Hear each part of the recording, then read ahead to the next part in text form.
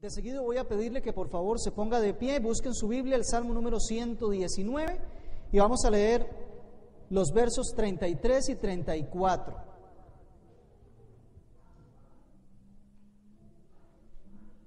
Versos 33 y 34 del Salmo número 119. Lo vamos a leer juntos, despacio, entendiendo que eso es lo que nosotros estamos anhelando para este tiempo que estamos acá. Muy bien, juntos dice: enséñame, oh Jehová, el camino de tus estatutos y lo guardaré hasta el fin. Dame entendimiento y guardaré tu ley y la cumpliré de todo corazón. Oremos. Señor, has sido bueno en gran manera, en abundancia, en medio de nosotros. Hoy hemos tenido una preciosa enseñanza, una conclusión de una serie de estudios en donde se nos ha abierto el entendimiento gracias a la exposición de tu palabra acerca de quién eres. Y sabemos que tenemos mucho más por descubrir, por lo que quedamos motivados, Señor, para seguir adelante. De igual manera, Señor, en este tiempo de alabanza has sido tú el exaltado, al único que nosotros le cantamos, que le rendimos gloria, al único que nosotros alabamos. Ahora, Señor, quiero pedirte que en este tiempo que resta, esta última oportunidad de este programa de acercarnos a tu palabra, sea fielmente expuesta a la misma. Que no sea un entendimiento personal, sino que tú limites mi participación sencillamente a ser tu voz, Señor. Para que lo que tú intencionaste con el texto, lo que tú determinaste al momento de estarse escribiendo estas líneas, Señor, sea lo que ingrese a nuestro corazón. Eso sabemos que traerá vida eterna a cada uno en su corazón. Te pido que tu palabra vaya acompañada del fruto de tu Espíritu Santo en medio de cada uno de nosotros. Lo ruego así en el nombre y para la gloria de Cristo Jesús. Amén. Amén. Pueden tomar asiento, amados hermanos y hermanas. Hoy quiero llevarle a una exposición del libro de Romanos, donde habíamos quedado la semana anterior, capítulo 5. Pero antes de eso yo quiero dejarle claro que el tema del que estamos hablando, del que vamos a hablar ahora, es el de la reconciliación con Dios. Ese es el tema que nosotros vamos a tocar. Y yo quiero llevarle un entendimiento único, y es cómo amó Dios a su enemigo. Así que quiero ponerle en la siguiente posición. Quiero que me acompañe de pronto mentalmente a la siguiente situación. Imagine que usted tiene un gran enemigo. Un enemigo con el cual no existe una posibilidad alguna de que usted se reconcilie. Usted le ha golpeado muchas veces. Constantemente usted le ha ofendido y le ha hecho males. Ha afectado no solo a ese enemigo, sino todos los que son parte de ese enemigo, de ese ejército de ese enemigo. Y el día de hoy usted se encuentra totalmente débil. No tiene fuerzas. Sus resistencias no existen. Ahorita no tiene defensa. Está completamente indefenso. Y en este que es el peor de los momentos suyos de debilidad y de indefensión, se acerca su enemigo, que ha duplicado sus fuerzas, que ha aumentado sus fuerzas, y que viene así hacia donde está usted directamente, con solamente una cosa en su mente, y es muerte. ¿Cómo se sentiría?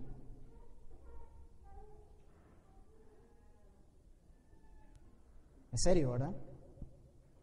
Fulminante.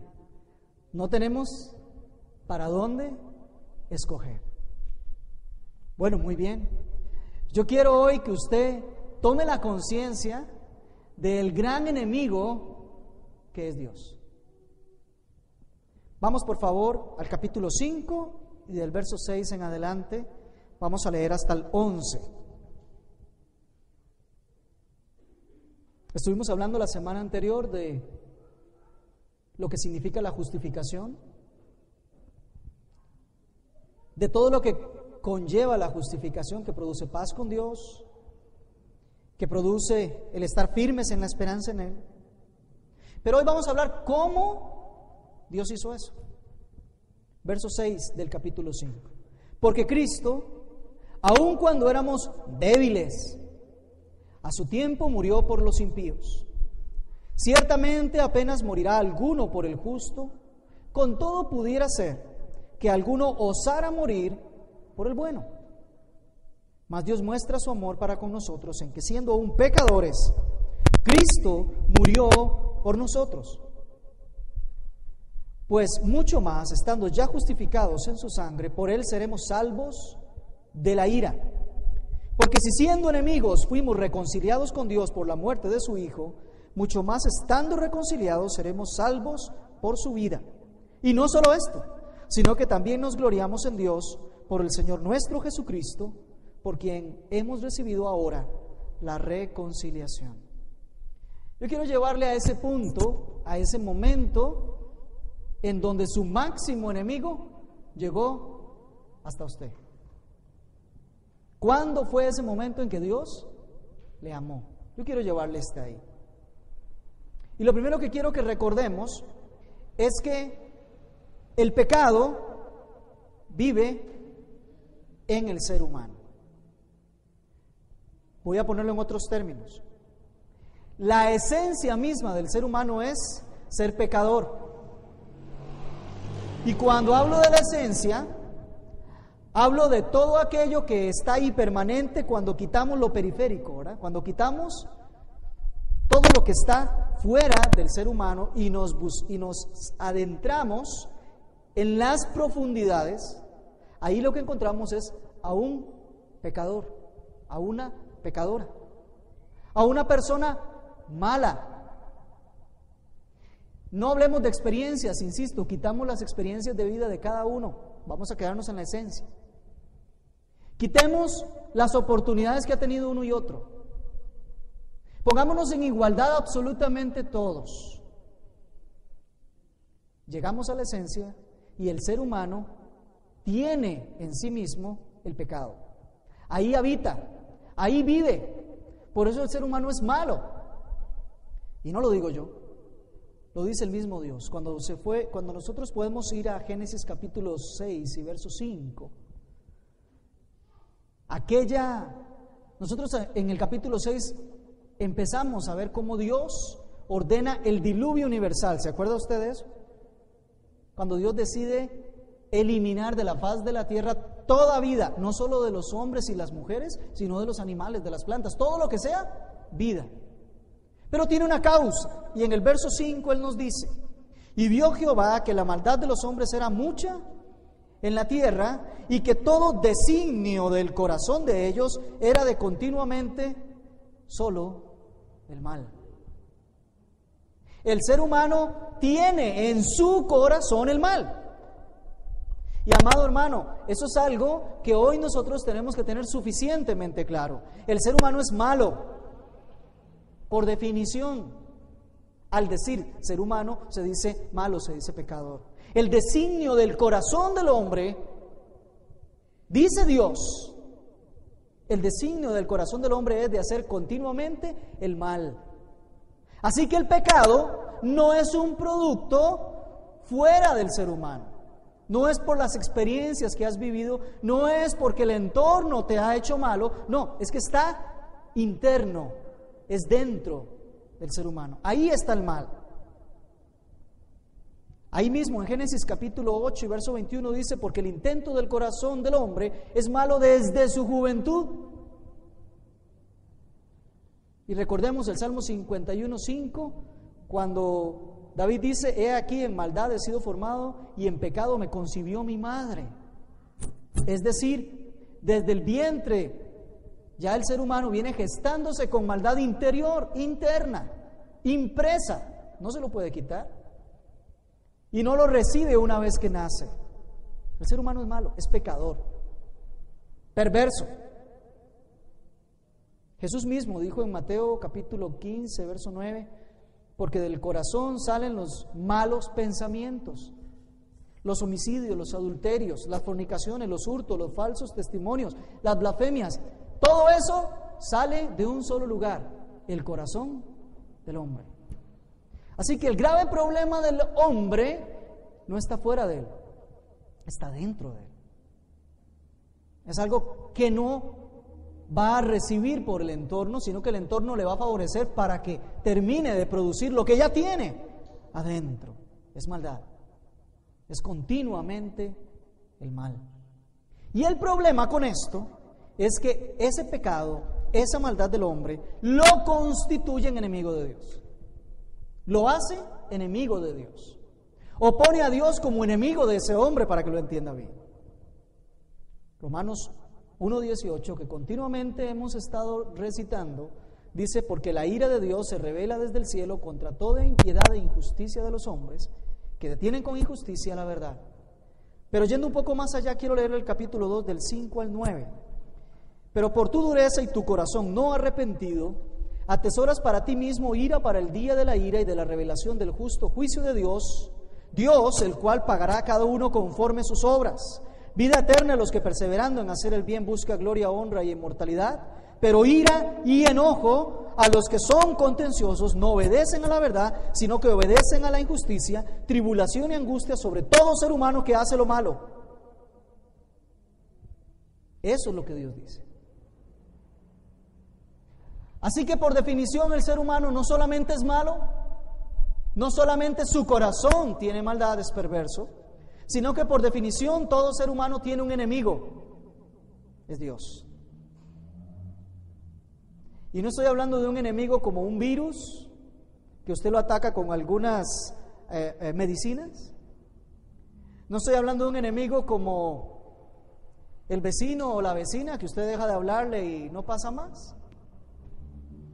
Estamos hablando ni siquiera de un enemigo como Satanás, porque también es limitado en su poder. Estamos hablando de que el ser humano tiene como enemigo a Dios. El Todopoderoso del que Daniel nos estuvo hablando,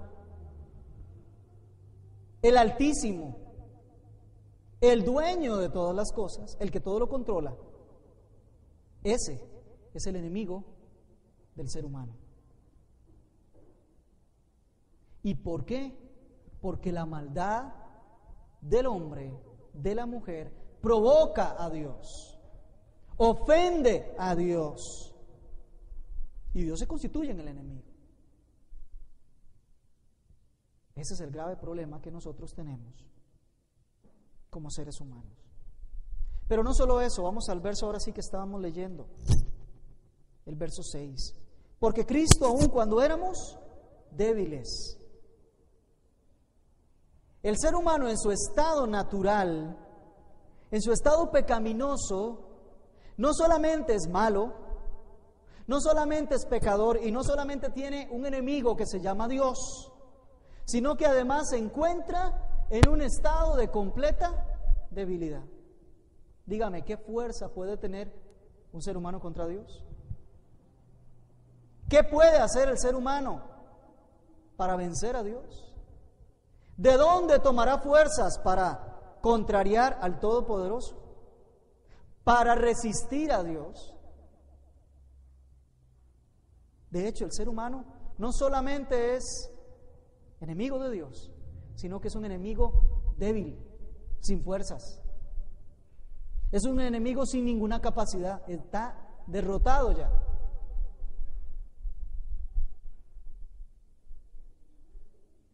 Y no solo está derrotado porque el pecado está sobre sí y el pecado lo derrota a él, sino que está derrotado porque la batalla contra el Todopoderoso es imposible de ganar. Es de esas batallas a las cuales no vale la pena ir porque ya perdiste. Irse contra Dios. Pero sucede algo maravilloso, leamos.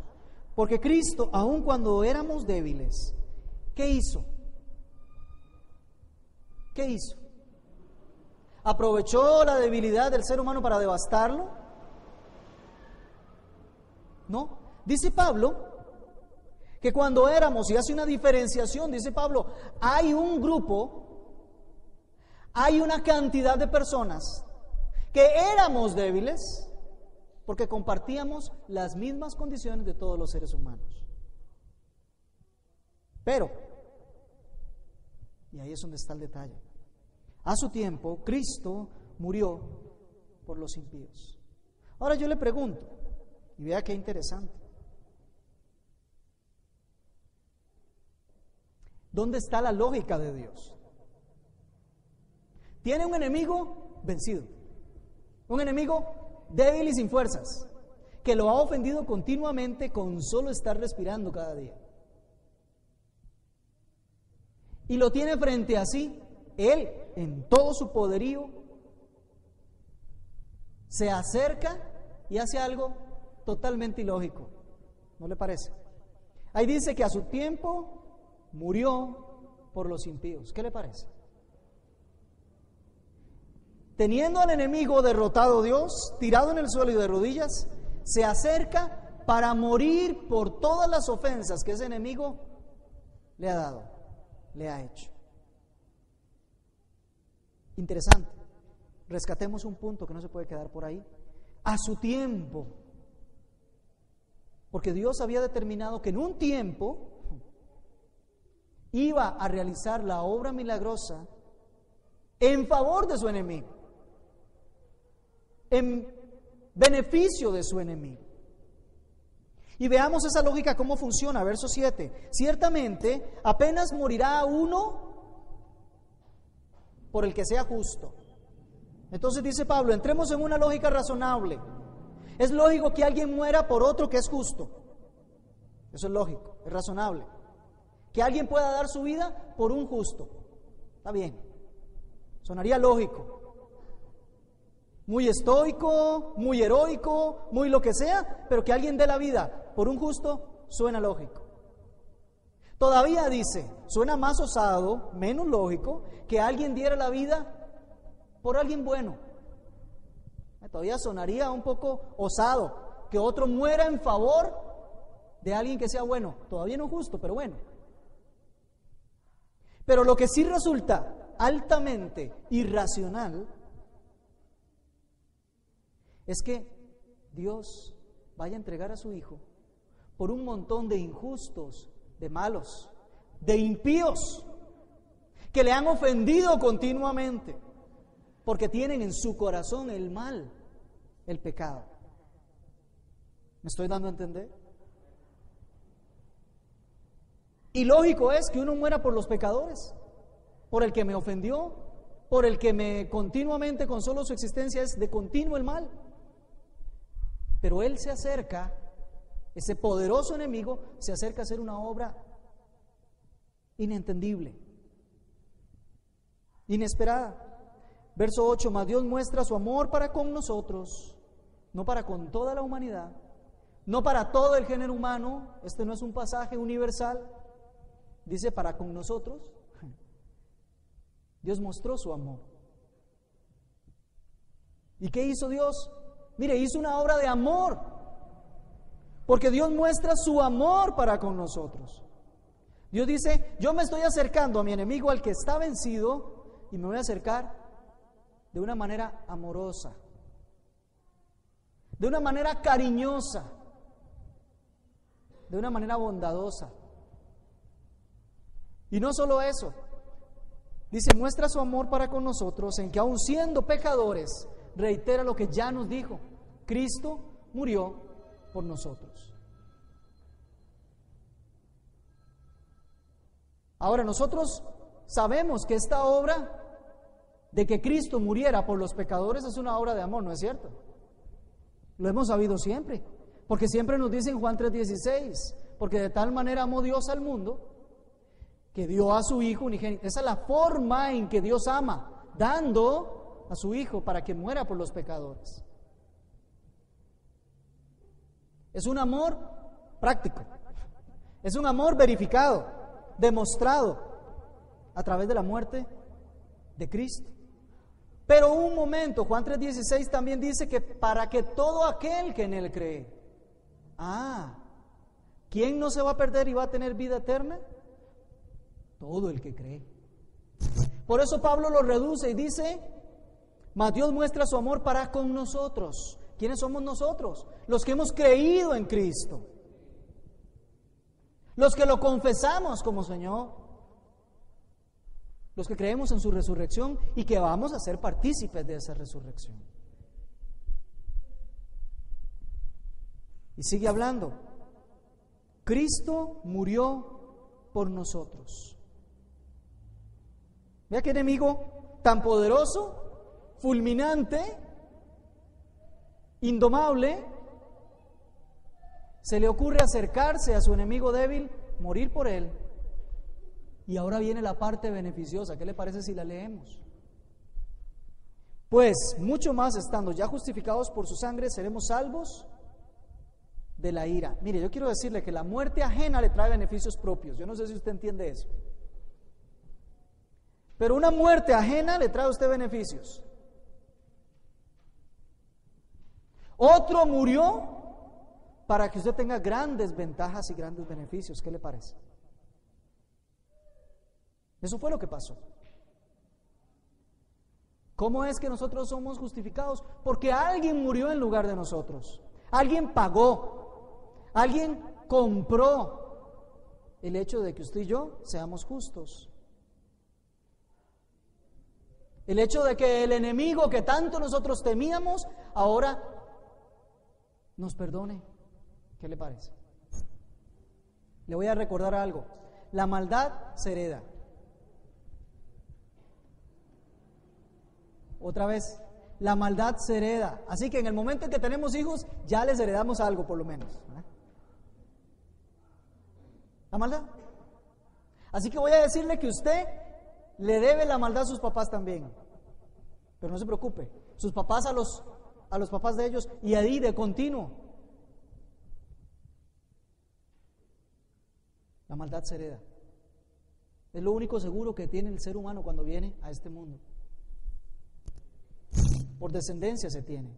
Y de eso vamos a estar hablando un poco más adelante, la próxima semana, cuando veamos del verso 12 en adelante. Pero por ahora entienda, la maldad de su corazón fue heredada. No se la puede quitar. Pero también voy a decirle otra verdad. La justificación por la sangre de Cristo no se hereda. Esa es dada por Dios. ¿Me doy a entender? Esa se obtiene de parte de Dios. Se recibe de parte de Dios. La salvación es un don de Dios. No viene por descendencia. Y usted me dirá, pero ¿de qué es que nosotros debemos de ser salvos? Bueno, vamos a Sofonías, por favor. Vamos a leer Sofonías, uno de los libros pequeñitos de la Biblia, que está metido ahí entre los profetas menores y que a veces cuesta mucho encontrar porque es un libro chiquitito. Pero yo quiero decirle a usted una de las hermosas promesas de la palabra de Dios. Porque ¿verdad que nos gustan las promesas de Dios? Híjole, otra vez, ¿nos gustan las promesas de Dios? Hasta cantamos todas las promesas del Señor Jesús. Son apoyo poderoso de mi fe, ¿verdad que sí? Sofonías, vamos al capítulo 1, y voy a leerles versos del 14 al 17, o sea, hacia el final de ese verso. Voy a leer esta promesa de Jehová. Dice: cercano está el día grande de Jehová, cercano y muy próximo. Es amarga la voz del día de Jehová, gritará allí el valiente. Día de ira, aquel día. Día de angustia y de aprieto. Día de alboroto y de asolamiento. Día de tiniebla y de oscuridad. Día de nublado y de entenebrecimiento. Día de trompeta y de algazara sobre las ciudades fuertes y sobre las torres altas. Y atribularé a los hombres y andarán como ciegos porque pecaron contra Jehová, y la sangre de ellos será derramada como el polvo y su carne como estiércol. Ni su plata ni su oro podrá librarlos en el día de la ira de Jehová, pues toda la tierra será consumida con el fuego de su celo. porque ciertamente destrucción apresurada hará de todos los habitantes de la tierra. Amén. Eso es promesa de Dios. Él dijo y Él lo hará. Ve que todas las promesas del Señor son apoyo poderoso de mi fe. Ahora, no es lindo esa promesa, pero si usted se fija, lo que esa promesa está diciendo es que va a traer desolación, muerte, destrucción sobre todos los habitantes de la tierra. Es más, dice que la tierra misma va a ser consumida por el celo de la ira de Jehová. ¿Y la razón? Por cuanto pecaron contra Jehová. Ahora sí usted entiende de qué el Señor le está salvando. No sé si usted ha comprendido qué significa la salvación, pero yo se lo voy a exponer más claro. Salvación de que a usted no le ocurra esta promesa. Salvación de que cuando esta promesa ocurra, usted va a estar cubierto por las manos del Señor en la sede celestial. Bueno, verso 9 del capítulo 5 de Romanos. Pues mucho más estando ya justificados en su sangre, por Él seremos salvos de esa ira que ya hablamos hace un rato. Pero vamos un poquito más allá. Verso 10. Porque si siendo enemigos, porque éramos enemigos de Dios, si siendo enemigos fuimos reconciliados con Dios por la muerte de su Hijo, ¿se da cuenta qué interesante esa primera parte del verso? Habla de un tema que nadie había hablado y que no sabemos por qué aparece, pero ya aparece. Reconciliación. ¿Sabe qué hizo Dios? ¿Sabe qué se acercó a hacer a ese enemigo débil? Se acercó para establecer una reconciliación. Ese pecador malo, intrínsecamente malo, indefectiblemente pecador, débil, derrotado, tiene frente a sí a su mayor y único enemigo, y ese enemigo se acerca y le dice: voy a establecer una reconciliación. Ese es Dios. Ese es Dios. Acercándose a establecer una reconciliación. Y es que 2 Corintios capítulo 5, versos 18 y 19 dice: y esto proviene de Dios, quien nos reconcilió consigo mismo por Cristo y nos dio el misterio de la reconciliación. ¿De dónde proviene la reconciliación? Amado hermano, no se confunda. No es que usted se reconcilió con Dios, es que Dios lo reconcilió a usted. ¿Ve? ¿Ve cómo cambian los papeles?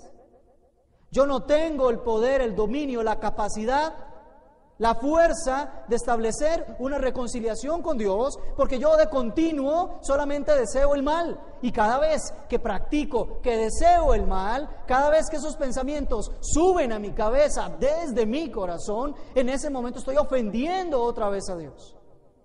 Estoy provocando la ira de Dios. De tal manera que yo no puedo, no tengo la capacidad, la oportunidad de establecer una alianza, una reconciliación, un tiempo de paz con mi más grande enemigo, el que está en todas partes, por ende enfrente mío.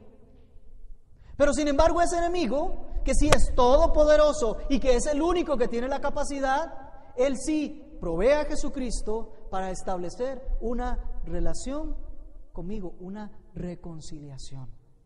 Ahora vamos a estar en paz. Y yo creo que cuando hablamos de reconciliación, todos acá sabemos de qué se trata, ¿verdad que sí? Una reconciliación no es otra cosa más que una reconciliación. Una conciliación nuevamente establecida. Una relación que se había roto, pero que otra vez está en armonía. Eso es una reconciliación. Y es Dios el que la establece. Fue su iniciativa. Fue Él, por eso le llamamos bueno. Por eso le llamamos amoroso. Por eso hablamos de su misericordia, de su gracia continuamente, porque fue Él el que lo propuso, fue Él el que lo estableció, Él dio el paso entregando a Cristo Jesús. De Él viene, de Él proviene. Es un misterio que Dios ha dejado para nosotros. Y solamente eso, veamos. Porque si siendo enemigos fuimos reconciliados con Dios por la muerte de su Hijo, mucho más, estando reconciliados, ahora estando en esa relación perfecta con Dios, habiendo separado esa ira, ya el Señor aplacó su ira, dice ahora seremos salvos por su vida. Ahora toda esa ira que se va a desparramar, ya no va a tocarme a mí, ya no va a ser partícipe de los que han sido reconciliados. Esa es la mejor y más grande maravilla de Dios. El saber que en su justicia Él tiene que pagar el pecado y la maldad y va a derrochar toda su ira, pero en su amor y misericordia ha provisto en Cristo un único camino de salvación, de reconciliación, de justificación. No parece tan nuevo, ¿verdad que no? Verso 11. Y no solo esto, o sea, no solo ya fuimos reconciliados, vamos a ser salvos de la ira y tenemos vida por la vida de Cristo, sino que también nos gloriamos en Dios por el Señor nuestro Jesucristo, por quien hemos recibido ahora la reconciliación. Nosotros seguimos defendiendo, como fieles creyentes en la palabra de Dios, que la única manera, la única vía, la única forma de salvación que existe es a través de Cristo Jesús y no hay otra. Y lo defendemos no porque se nos ocurra o porque nos encante esa doctrina, aunque sí nos gusta, nos encanta, sino porque realmente es la verdad. Y por ahí hay otros pensamientos, otras doctrinas, otras religiones, incluso hasta partidos políticos, que dicen cosas que no son la verdad. Pero nosotros conocemos la verdad. No somos dueños de ella, lo hemos dicho muchas veces, pero la tenemos. Está en 66 libros que se llama la Sagrada Escritura. Y la verdad que le voy a decir es esta. Romanos 10, verso 9, dice que si confesares con tu boca que Jesús es el Señor y creyeres con tu corazón que Dios lo levantó de los muertos, serás salvo. No hay otra vía, no hay otro camino. Es solo ese paso de reconciliación que su enemigo, el más grande enemigo que usted ha tenido, quiso dar. No hay mayor gloria de Dios que podamos recibir nosotros que ser reconciliados con Él, que ser llamados a una relación con Él, a una unidad con Él. Ese es el todo del ser humano. Y la provisión de Cristo fue planeada a su tiempo. Dice la Biblia que a su tiempo Cristo murió por los impíos. Esa es la forma en que el máximo enemigo del hombre recibió amor de parte de Dios en su momento más débil. ¿Cuántos de nosotros en el momento más débil fue precisamente cuando caímos de rodillas y recibimos su amor? Pero, verso 11, otra vez leamos el verso 11, no nos cansemos. Y no solo esto, sino que también nos gloriamos en Dios por el Señor nuestro Jesucristo. Tú que ya eres creyente, que ya estás reconciliado con Dios, que ya dejaste tu vida de pecado atrás, que ahora tienes una nueva vida en Cristo, que ya no vives por los deseos de tu carne y la maldad de tu corazón, sino que ahora vives por la bendición de Jehová, sino que ahora vives en todo pensamiento siempre sujeto a Cristo, y que ahora lo que vives, lo vives en la fe del Hijo de Dios, estás en la obligación de reflejar esa gloria que ya recibiste de Él. Por eso Pablo dice, ahora es diferente. Este es un momento distinto. Ahora nosotros, los que hemos sido reconciliados con Dios, empezamos a reflejar su gloria. Empezamos a vivir ese proceso de santidad o de santificación. Empezamos a vivir una vida nueva. Y eso se tiene que revelar y se tiene que ver, porque ya estás en tu nuevo ahora. Pero por otra parte, si aún has escuchado lo que el Señor continuamente ha estado diciendo y todavía no has recibido la reconciliación, no estás en tu ahora, sino que estás en tu pasado todavía. Todavía tienes al más grande enemigo que puedes tener en contra tuya, y no es Satanás. Ese está limitado. ¿Tiene poder? Sí, pero está limitado. ¿Te puede dañar? Sí, pero está limitado. Tienes a Dios como tu enemigo, declarado. Y ese es el Todopoderoso. Ese sí no tiene límite. Ese sí está airado y enojado continuamente contigo. Y tiene preparado un día en donde va a derramar toda su ira sobre ti. Ese es tu enemigo. Sin embargo, usted me dirá, ¿qué hago? Estoy débil y tengo al peor de los enemigos encima. Peor no porque sea malo, sino porque no existe nadie más destructivo. Lo único que te puedo decir es que o lo recibes como enemigo o te acercas y te reconcilias con él, que quiere ser tu amigo. ¿Qué le parece si nos ponemos de pie para terminar este tiempo con una oración? No hemos terminado aún, todavía tenemos pendiente la participación de la comunión con el Señor. Pero sí quiero decirle, es tiempo de que oigamos y reaccionemos a lo que Dios ha hecho. Señor, en esta mañana has provisto que oigamos tu palabra. Ella es la que nos enseña. Ella es la que nos ha advertido hoy. El hecho de que si ya hemos sido reconciliados, tu gloria es la que nosotros ya recibimos y debemos de reflejar. Pero el hecho de que si no hemos sido reconciliados, este es el tiempo, el año agradable del Señor, en donde hay salvación. Y tú entregaste a Cristo, cuya sangre está todavía hoy vigente y fluyendo, para que podamos tener la salvación de tu ira venidera. No sé, Señor, lo que hay en los corazones de mis amados hermanos, de los presentes acá, solo tú lo sabes. Y eres tú el único que diste esta palabra y el único que trabajarás y el único que recibirás la gloria por esta palabra. Pero Señor, sí te quiero hacer un ruego especial. Escucha el clamor de este pueblo.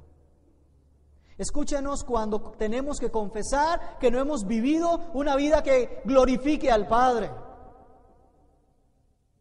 Perdónanos, porque habiendo sido reconciliados, todavía queremos vivir como si no hubiese ocurrido ese milagro, esa maravilla eterna, esa majestad ahí derramada.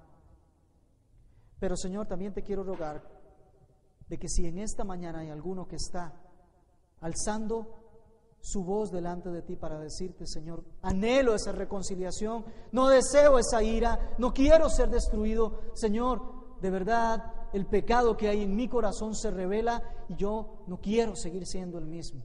Quiero tener un nuevo ahora. Señor, te quiero pedir que inclines tu corazón y traigas salvación, traigas arrepentimiento, traigas vida eterna en esta mañana. Te lo pido a ti porque eres el único que lo puede hacer, Señor. No creemos de ninguna otra manera que haya algo que el ser humano pueda hacer para acercarse a ti. Por eso solo clamamos y rogamos que haya una confesión verdadera de tu nombre como Señor y una creencia firme, una fe genuina, Señor, en que Jesucristo se levantó de los muertos y que vendrá un día para levantar a los suyos. En esta hora que toda la gloria, la honra, la alabanza, la exaltación sea dada solamente a ti. en el nombre de Jesús. Amén.